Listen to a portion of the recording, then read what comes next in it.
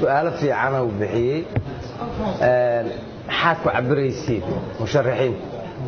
مشرحين تمركوا جوه الرئيس سيدا الله صعدت مع وزير شعب الصومالية دي أخوانين تماشي فلسفة وغيران لواتن مشرح أي هذا يهدي بكبرنا أي الساعس كوكلنا إنه يسكي من لاست جيم كوكو دبي واسور تقل لواتن هذا الساعس تباليالك ودقيهين جديدك تباليالك وذا كواركتين انت بدن سقاشن استقال وادد حل صوت وليقا سقاشن استقال هل اياك اللي بنا عمرينا بقول يوم قف والبابا وحو soo qabtay waan xisaabayna iyo hawsha uu qabtay waa ku qiimeynayna waxa kale oo baarlamaanka hadda muxuu ahay durbuba aan lagu dhawaaqay oo gudiyadii la sameeyay kii doorashooyinkii iyo wax walba qorsheysan in la yiraahdo muxuu ahay 20 page ma wasiir wixii la soo gudbiyo qofka 20 page oo qoraal oo wax qabadkiisa sidoo wax u qabanay qaab siyaasadda oo wax ku wajahay soo gudbiyo waan akhrinayna waan ku qiimeynayna qofka CV-giisa iyo wax walba markaan aragno iyo qoraalada sida wax u rabo siyaasadiisa dalkeena waxa uu baahan yahay siyaasad degan siyaasad horumarsan siyaasad muxuu ahay hiigsi leh ay u baahan yahay waan qiyaasan ka sameeynayna waxa soo dhan waxyaabaha naxkumo oo maamka iyo maskaxdayna ka buuxa waay ما إن وحي نوحمن جرتين وحي رجوف لقى قاتي واحد قيمة مل العقوى قاش حوي رسالة على الجل العقوى قاش عكنا ومشي صو تاسمه سؤال أنا مسؤولية بنصارى فقي قول أحبر داير جيسو هدي حتى ضد نمو عارسن هل كان أي جوجان أو وحين كصوب إحنا إن كربشين آمسن هدي جوجان حتى حل بانك على أنا أفر سنة أنا دي ورتاجلين إذا تصور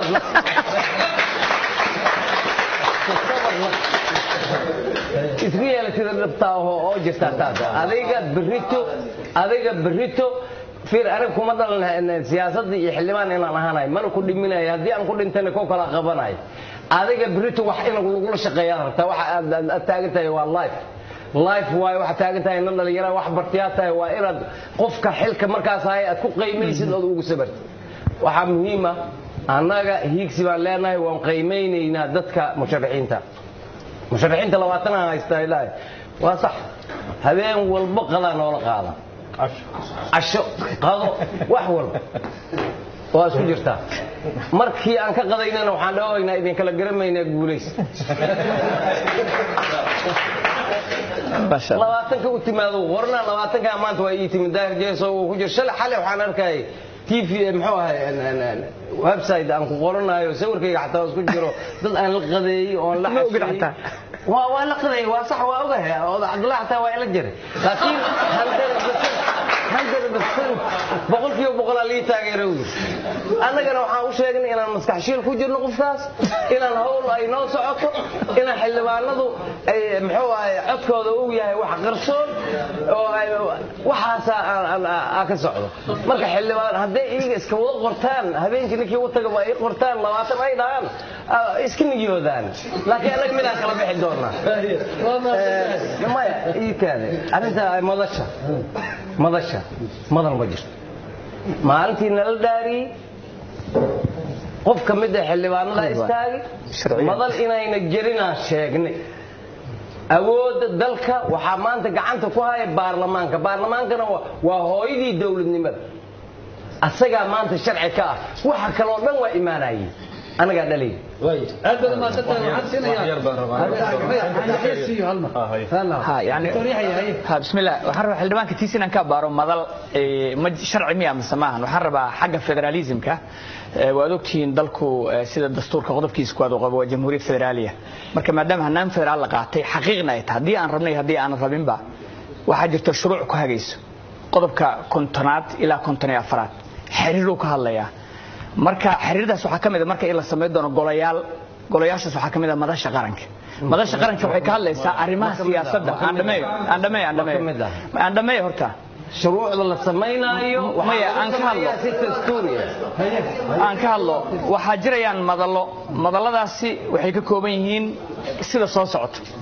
waxaa jiraysa madal siyaasadda dalka qaabayso ka shaqeyso madasha qaranka oo kale u dhigantaa madaxweynayaasha heer gobol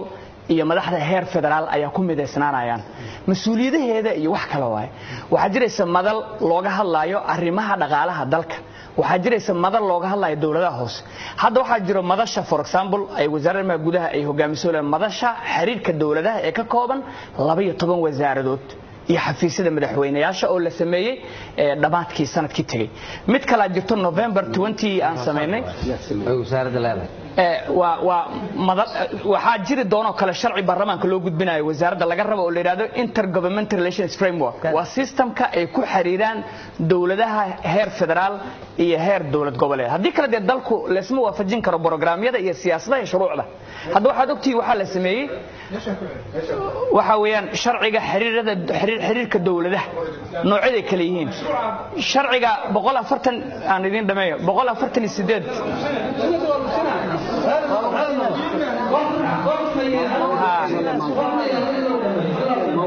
وأنا كلا فائدة سنة هذا في عن موضوعنا عن إلالينه موضوع ذاك بريان وحي هذا الهيان ماذا يحق ما هن يمجرس وحلا هلا وحي تاي سفضوا داون ديجو حريرك دولة ده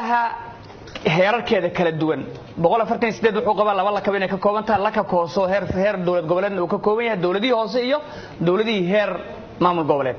marka waxaan waxay u baahan isku hayn bay u baahan yihiin iyo shuruuc kala hagtay u baahan sidee loo wada hadlayaa hadii dawladda koonfur galbeed ay tiraada ka soo qaad anigu ma aqoonsan dawladda waxa kala hagaag marka madalladaasan hadda gacanta dawladda ay ku haysaa socona doonaan marka dalalna la mid ah baan ka baranaa marka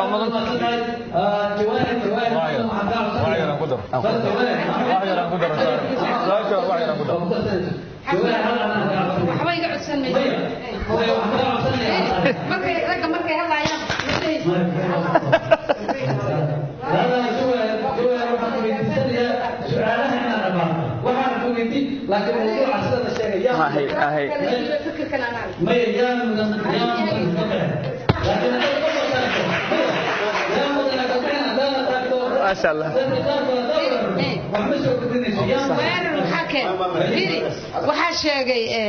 عبد القادر سيدي شيء وحير أفرنين وهوية ماشي صار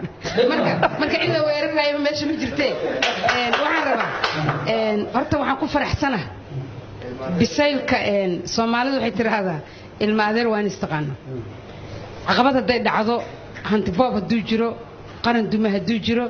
waxaan soo marnay bacda tacab iyo shida maanta dadka Soomaaliyeed isku yimid waa wax wanaagsan laakiin waxa la yaab ee la yaabana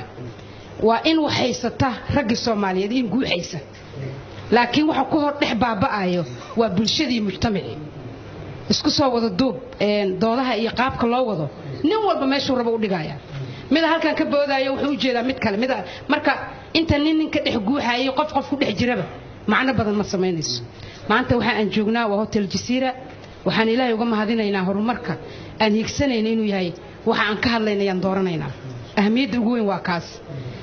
waxaan rabaa xildhibaanada qaranka noocay doonaan baa ku yimaadaan 10 maaha iyo la jar la jeedinayo qaabku ay ku dhismeen maanta waxaan isleeyahay Soomaaliya waxay u daadegtay hoos kor waxay laga keenaba goboladii aad la iska soo doorto maalmo dhaweyd gobolka Banaadir wuxuu ahaa faadi dariiqa marka maraysana saxmad meeyni jirin waxaan ku faraxsan in hoteelada la soo buux dhaafiyay nin walba gulfis uu ku jiro jaakadihi iyo labiskii iyo suudadkii ee hadda wada iibsameen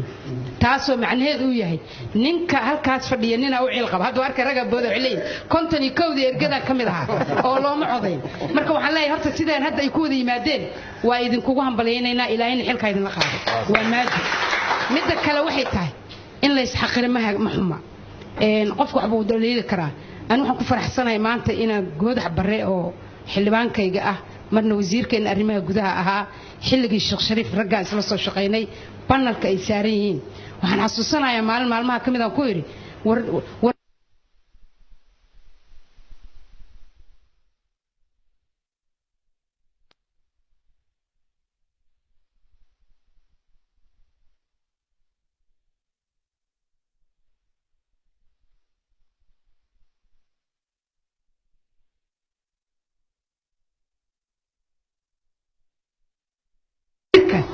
waxay ahayd in wax bedeli karaan dareemayna markuu wasaaradda yimid waxyaabihii uu ka qabtay waxay ahayd ugu horreysay wuu ku ammaanan yahayo hal degma reerkiisu siistay oo degma qaatay dhegaysatay maya ma dhegaysatay waa dadaal dheer maya waa kartida ragnimadan ku ammaanayo marka u kaadi marka maya mawduuca dhegaysatay waa ku ammaanaya waan ku faraxsanaa ku waxaan rajaynayaa mayda waan ammaanayaa wasiirka waxaan rabaa corruptionka ka hadlaa marka dhulka la iibsaday iyo waxa la iibiyey ilaa dawladdii laga soo bilaabo 60kii ilaa maanta waxbaa la boobayay haddii Soomaaliya maxkamad la saarayna ummadda Soomaaliya dhan waa wada dambiil intooda badan waxaan rabaa marka haddii petrol station mid la yiraahdo waa iibiyey haddii la yiraahdo dhul la dhacay wixii la dhacay waa la dhacay laakiin waxaan rabnaa yaa dalka hagi kara hebel ma wadhihin aniga hadda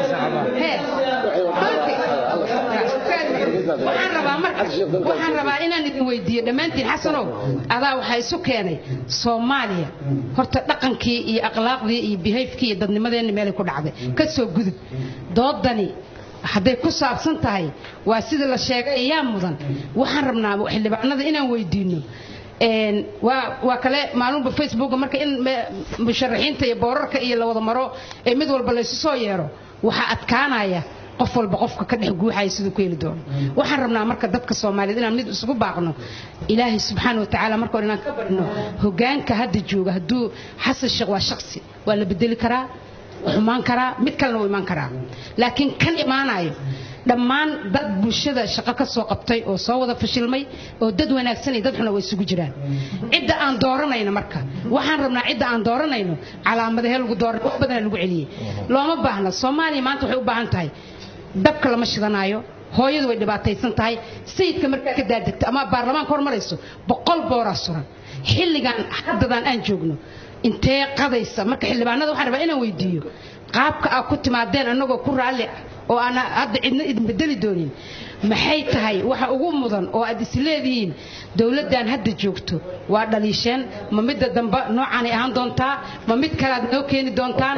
yaad isleedihiin haddaad fiirisaan iyo yaa mudan intaad ka gudubtaan soo ma habboona meeshaan hadda joogno inaan ka ambaqaadno waan hore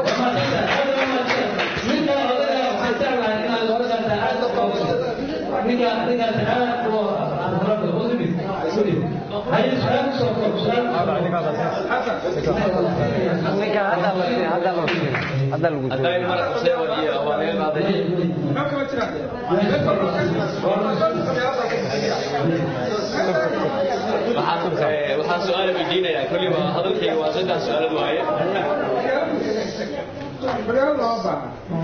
3 su'aalood oo weydiinayaa xildhibaanada marka hore waa salaamaya sharafka meesha ku soo qayb galay iyo Somali Cable waa salaamaya marka hore waxaan weydiinayaa dawladaha maadaama aad tihiin dadkeena matalayay ee xildhibaanadiina ahaa horeyna dawladdu u sii jiray mar labaad iyo mar saddexaad oo halka ku soo laabateen dawladaha soo maray dalka dawladdii samaysay wadooyinka laba waddo soo gashay magaalada Muqdisho midna waxay aadaa dhinaca Afgooye midna waxay aadaa dhinaca Jowhar dawladdii samaysay oo ugu horeysay waddan inay furto oo waddan ay xirto waa dawladda hadda taagan waa su'aashu waa sababta ay ku kalaftay sababtaas waxaan ka rabaa xildhibaanada waxaan qaybta koowaad aan ka weydiinayaa daahir iyo labadeeda xildhibaan oo aan qaraabadan hayo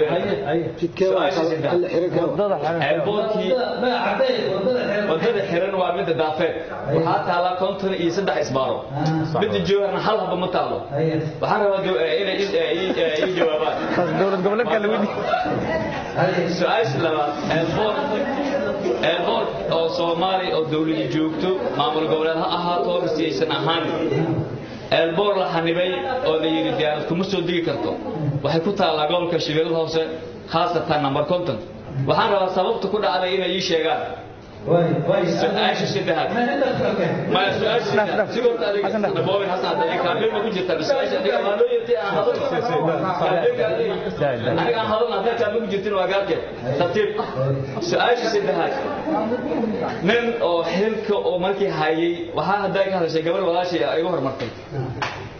markii su'aalaha muhiimka ah oo aan su'aalayo oo sadamada sadada ay dhiman dawladda xantada qaranka oo muhiimka ah waxa sheegay wasiirkeena khayr laasi oo ku marxaata furay Xildhibaan Axmed waxaan rabaa xantada qaranka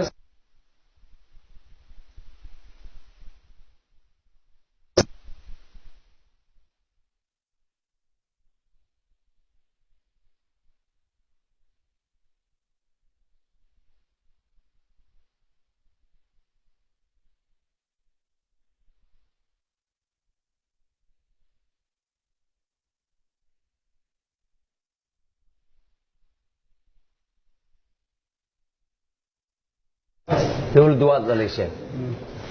dawladda anagu ma dhalin dawladda anaga waa kamid ah oo dhaliireen ma dhalinin cidna wax dhaleeshay intaynaan meesha fadhiso anagu hadda ma arkay waa wax un baa saxayne wax dhaliil yiraahdana ma jiraan qofka aan dooranaana mudan hal qofka aan doorano ayaa mudan cid wax dhaleeshay ma laha xildhibaanana wax baan doolinaynaa idaacadahana wax kama dhaleecayna anaga wadada daafeed iyo muxuu ahaa airport number 50 ee xiran walaalayaal dawladdan federaalka ee dawladda dhexe la yiraahdo siinka dheer ay ku eg siinka dheer ay ku eg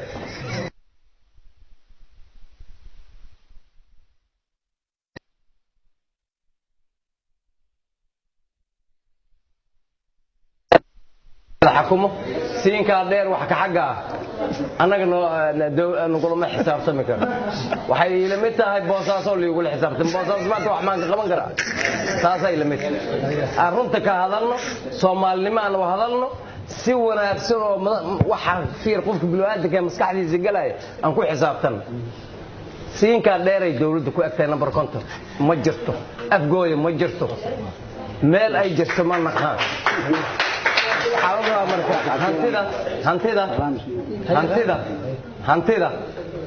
hantida maalinta ay noqotaba ha noqotee cid ay wax ku maqan tahay waa la xisaabin doonaa horta waa maasantiin akhyaarta si fiican